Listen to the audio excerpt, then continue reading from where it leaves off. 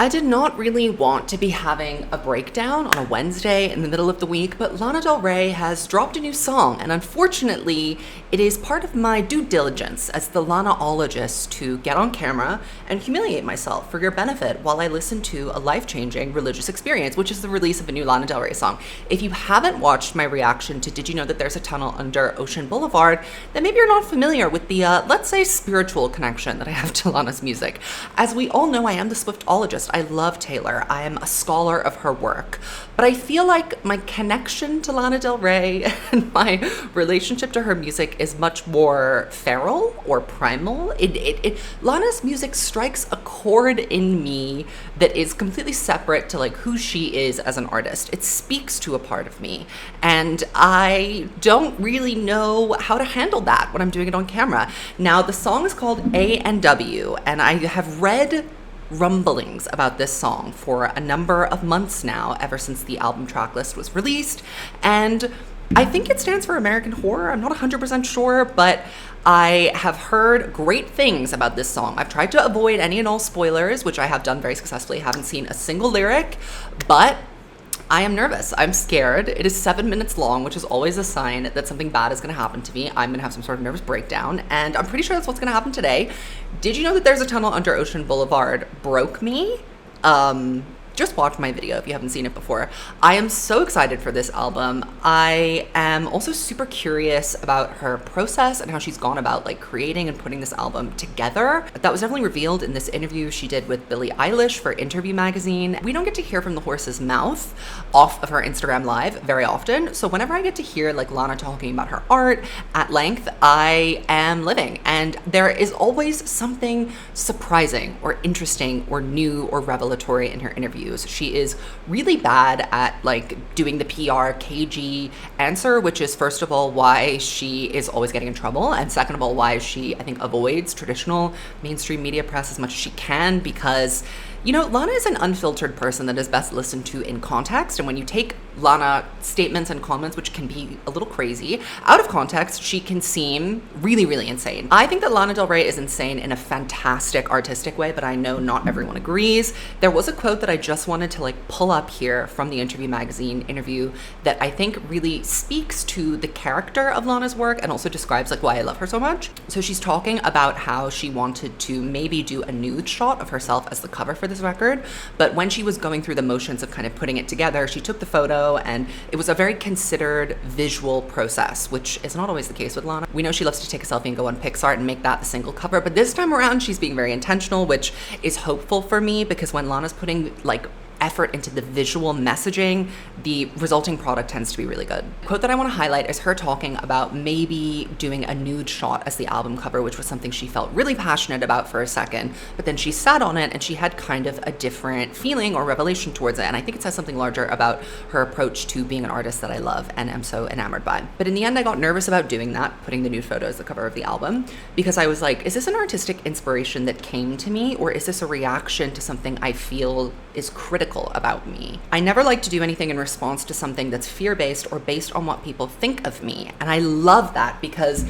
it almost is like Lana's work lives in a vacuum where the only references that she needs to make are like to herself and the art that inspires her. She's not much concerned with like what other people have to say about her. And I think that we can see that so clearly in the progression of her albums, like the ways in which that she did a real pivot from what she did on Born to Die going into Ultraviolence, and how that album really reoriented her career. I've been thinking about that a lot because I'm coming up with a video essay on Ultraviolence, so stay tuned for that if you're a Lana fan. Otherwise, I am the Swiftologist. I make thoughtful weekly videos. I talk a lot about pop culture. Lana is the HBIC alongside Taylor. They're co-chairs of the Swiftologist Union. And if you like her, you will like the stuff that I post eventually, because I am veering more and more into Lanaologist content, as we know. I'm just stalling now because I really I don't know what's gonna happen to me with this song, but I've heard a lot of people saying it's one of her best, and the one spoiler that I kind of did see is that it's a sensual song. And I don't like to read the lyrics while I'm listening to a song for the first time, because I really wanna like feel it and absorb it. So if I miss anything, if I miss some of the lyrics, by the time this comes up, I know what I've missed, and I don't need you to comment and correct me, okay? That's starting to bother me, so let's not do that. Scratchy guitar. I hate this bitch so much.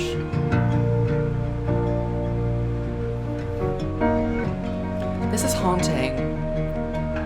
It kind of gives me Bel Air vibes. Since I was 9. This is scary. I haven't seen my mother in a long, long time. She's got mommy issues. I mean, look at me, look at the length of my hair, my face, the shape of my body. Do you really think I give a damn what I do after years of just hearing them talking? No. I live in Rosemead, really, I'm at the Ramada. It doesn't really matter, doesn't really matter. Call him up, come into my bedroom, ended up we fuck on the hotel floor. It's not about having someone to love me anymore. Oh my god, it's not about having someone to love me anymore. This is the experience of being an American whore.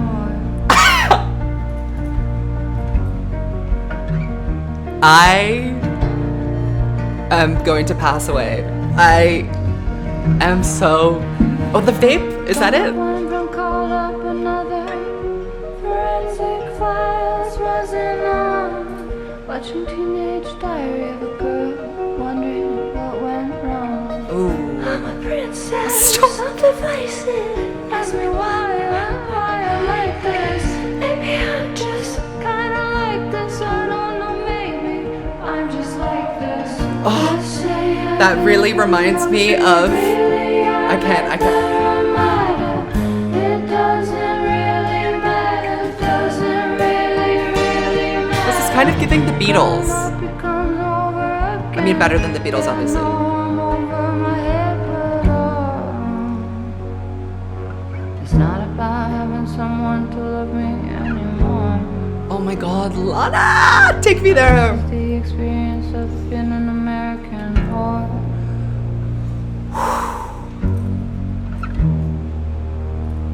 That line of her saying, I'm just like this, really reminds me of, I'm just so strange and wild. I'm wild at heart. I mean, look at my hair, look at the length of it and the shape of my body. If I told you that I was me, do you really think that anybody would think I didn't ask for it? Didn't ask for it. Won't testify, I already fucked up my story. And on top of this, gosh, I turned down the backbeat, puts the shower on while he calls me, sleeps out the back door to talk to me. I don't know what she's saying. I have no fucking clue. It's not about having someone to love me anymore. Oh my god, this is so This is foreboding. the experience of being an American whore. That bass? I'm scared. It's not about having someone People died. to love me anymore.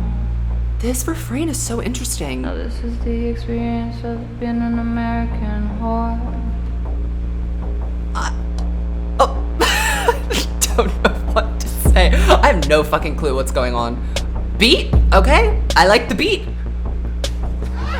Oh, what? This is in different areas.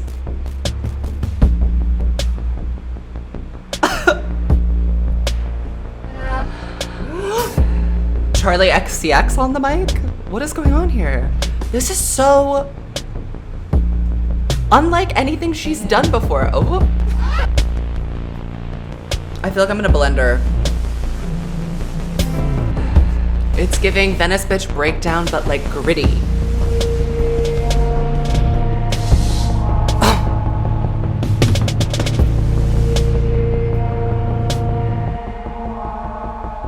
I am legit scared for my life.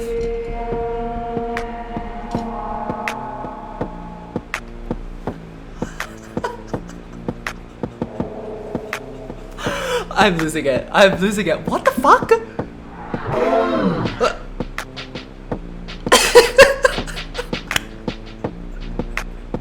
No, I'm gonna cry. No more. No crying. No crying. Jimmy, Jimmy, cocoa, Jimmy, Jimmy, ride. Jimmy, Jimmy, No. cocoa, Jimmy, give me high. Bitch, what Love the me if fuck? you love and love, you can be my life. Jimmy only love me when you wanna get high. Jimmy only Oh my god, Lana. wanna get high. Jimmy only love me when you wanna get high. Jimmy only love me when you wanna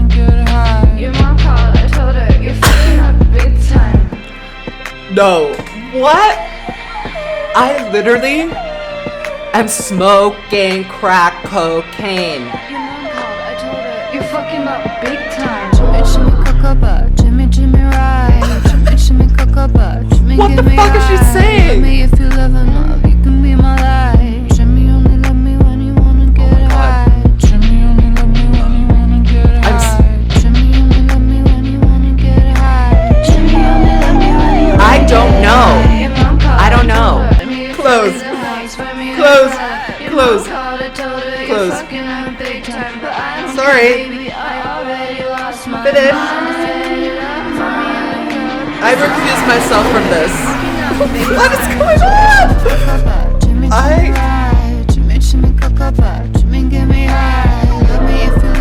Lo siento.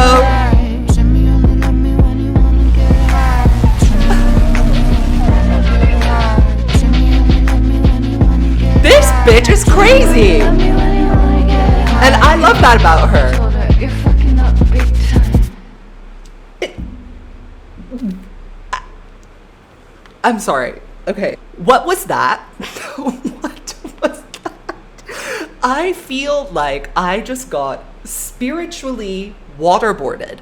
I have no fucking clue what she was saying, what she was talking about, who she was saying it to, but girl, I am living. I am living. What was that? James, what was that? I'm so, like, I actually don't know what to say. Okay, I can't say anything about the lyrics because I literally was just under siege the entire time. The vocal delivery, so interesting, so husky, such a sparing use of her falsetto, which I feel like she's definitely leaned on a lot more as a vocalist ever since Norman fucking Rockwell, I suppose. Like Chemtrails and Blue Banisters featured a lot of that soprano range. And it's so interesting because in that interview magazine, she was talking about how Cat Power taught her how to use her lower register, or taught her that, you know, having a lower register at all was something that Lana should look into. And Lana's lower register is really compelling and interesting because it's so melancholic and husky and sensual, and we really get that coming through on this song. And I think the idea of Lana being an American whore is like just, it's fucking genius, okay? I don't have time to sit here and extrapolate on the different ways in which Lana writing a song called that about whatever the fuck this is about is legendary, but it is. And I mean, I need to do a video like breaking down the lyrics. Why don't I take a look at the lyrics now and go through them a little bit more? I'm scared to listen to the song again because like something happened to me. This shit is in different areas. This is what I love about Lana. I never know what to fucking expect. And I do anticipate that Jack Antonoff had a heavy hand in that production. Let me just check the credits and see who was involved. Jack Antonoff, of course. And I generally love Jack's work with Lana. I have my gripes with his work with Taylor, but I think that Lana is like so cuckoo bananas that she needs someone like Jack kind of around her to ground her into a slightly more mainstream pop sensibility. And I am obsessed with this song. Again, no fucking clue what it's about, but vibes. That's what I mean. With the Lana Del Rey song, like you understand it before you even know what it's about, before you even know what's being said. You get it. And I get it, okay? Now let's get into the lyrics so I can really get it. Also, a lyric about her mom in the first verse. Lana has major mommy issues. I always thought that I want my daddy to fuck me and like go and shoot rattlesnakes. I always thought that was a bit of a deflection away from the real issue because she is close to her father and he definitely has like played a hand in her career. She never talks about her mother. I think Blue Banisters was the first time she really addressed her relationship with her mom. I haven't done a cartwheel since I was 9. I haven't seen my mother in a long, long time. I mean, look at me. Look at the length of my hair, my face, the shape of my body. Do you really think I give a damn what I do after years of just hearing them talking? This is, oh my God. Now I understand.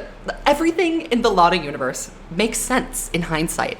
So I really get why she dropped this interview magazine questionnaire with Billie Eilish right with this song, because everything that she's talking about so far in the song has been addressed in that interview. And that idea of like not responding to criticism as an artist, I'm clairvoyant. How did I know that was going to be relevant to this song? Genius.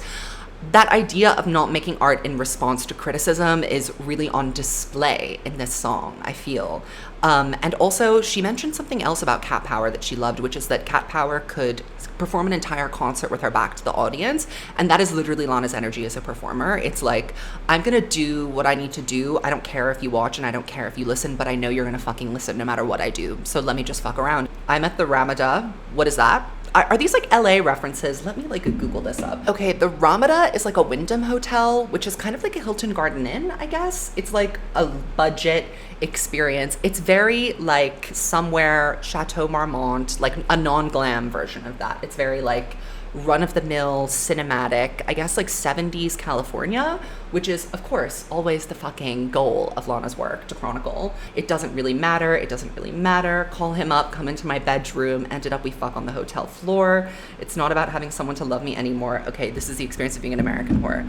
The gays are gonna die. The gays are gonna gag for this, because that chorus is the gay experience, and I will not be like expanding or extrapolating on that, but there is something in there about like Lana's, I think, sexual rootlessness and this kind of like cultural refugee vibe that she has going on, because she truly is like an old Hollywood starlet trapped in a social media pop stars like era, and I think that that's very hard and disconcerting for her. And something else that she mentioned in the Interview magazine interview was that she is always trying to just live a normal life and also to have as many experiences as she possibly can while having this very like extraordinary career going on. And I think that that's so clear. Like, we see Lana at the gas station a lot. We see her doing like unglamorous things in unglamorous places. And I don't know if this is a reminiscence on an earlier time in her life. It could very well be something she's doing right now. Lana is about like, her whole vibe is having authentic experiences, and I can definitely see her having sex with a rando on the floor of a budget hotel, that being an authentic experience for Lana. Okay, this is my favorite part of the song. I'm a princess, T. I'm divisive, T. Ask me why I'm like this. Maybe I'm just kind of like this. I don't know, maybe I'm just like this again. This is calling back to maybe I am just a glamorous person who sings about glamorous things. Like, this is the whole Lana Del Rey aura and mystique. It's what keeps the fucking clock turning of public interest in her. It's what will make her endlessly glamorous, beautiful, and fascinating, no matter what she looks like, no matter what she's doing, no matter what circumstance she's in. There is just something about Lana Del Rey. Maybe she's just kind of like that. Maybe she's just wild at heart. Maybe she's just a glamorous person singing glamorous things. Do you really think that anybody would think I didn't ask for it? Didn't testify, already fucked up my story. So many other things you can't believe. Did you know a singer can still be looking like a side piece at 33? Okay, I don't even know where to start with that. I need to sit with that section a little bit longer, but there definitely is something kind of like interesting and also degrading in the way that we have discussed Lana Del Rey's sexuality as a culture, like as a group, as a collective, the way that we have talked about her wanting to fuck her daddies, etc., all of that stuff, her daddy issues. We've always felt a little bit entitled to a piece of Lana Del Rey's sexuality, or at least that it was very overly accessible to us, despite the fact that we don't know her. And it's in a different way than to say someone, I'm not even going to make a comparison here because that's how Lana got in trouble in the first place, but the way that we interact with Lana's sexuality, I think we take it more seriously because she's sad and because she sings slow songs. People take it as more of a sign of a mental illness rather than an empowerment, which, you know, kind of leads to not giving her a lot of credibility when she's describing her experiences, meeting her assertions about sex or about her experiences with her body, meeting that with suspicion. So I can kind of see what she's getting at here, and the idea of this is what it's like to be an American whore is so compelling. God's a charlatan, don't look back. Okay, the death of God. That is like something else I think that she talked about, or the death of death in her Interview magazine interview. It's really weird. You need to read it. Puts the shower on while he calls me, sneaks. Oh, she's talking about being a side piece at 33. She's talking about her lover going into the bathroom to call his girl. She's invisible. Look how you hold me. I'm invisible. I'm a ghost. Look how you hold me now. Wow. Again, you know, Lana is so interesting because I think part of this is diaristic, part of it is fictional, and part of it is like a spiritual vibe that she picks up on from other people. It's so hard to describe. And again, I probably need to break this down in like fuller detail. This is literally my first go at reading the lyrics and trying to understand what the fuck she's saying. Okay, so the Jimmy part. Shimmy, shimmy, cocoa bop, Jimmy, Jimmy ride. I don't get it, but girl, I am living. I'm kind of freaking about the Jimmy inclusion because Jimmy is like a fictional Lana Del Rey love interest that has appeared a lot. We see him quite heavily in Ultraviolence. And I mean, this song really is giving Ultraviolence mixed with a little bit of chemtrails. That's what I'm getting. I'm getting like dark but just a game, but I'm also getting that kind of more sprawling, like Cruel World vibe.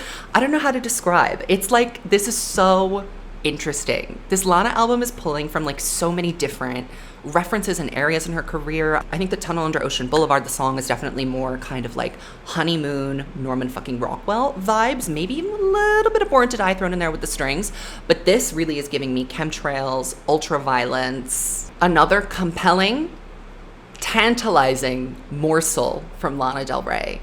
How do I feel about this compared to Did You Know That There's a Tunnel? That song also took a while to grow on me. Again, with Lana, I have to like let the shock wear off and live with it for a little bit, but I'm obsessed. Obviously, I'm gagged. I already like both of these songs better than anything from Blue Banisters, and everybody seems to like literally lose their minds when I say that in the comment section, so God bless you on your journey, but that's my truth and I'm speaking it. I'm glad I didn't cry. I was gonna, just because I was overwhelmed, but like I didn't, so more power to me for not crying. I'm so fucking excited for this album. I have no idea what to expect. I love the vibe shift in tonality between these two songs, but they are both kind of like patchwork quilt songs. And I'm gonna have to get into that at a later date. I can't wait to do my album reaction. It's gonna take me forever because, again, as you can see, I get abducted when the song comes on. I just don't listen. And with Taylor, I'm like listening out for every word. I'm still even not that great with Taylor, but like with Lana, I just lose it.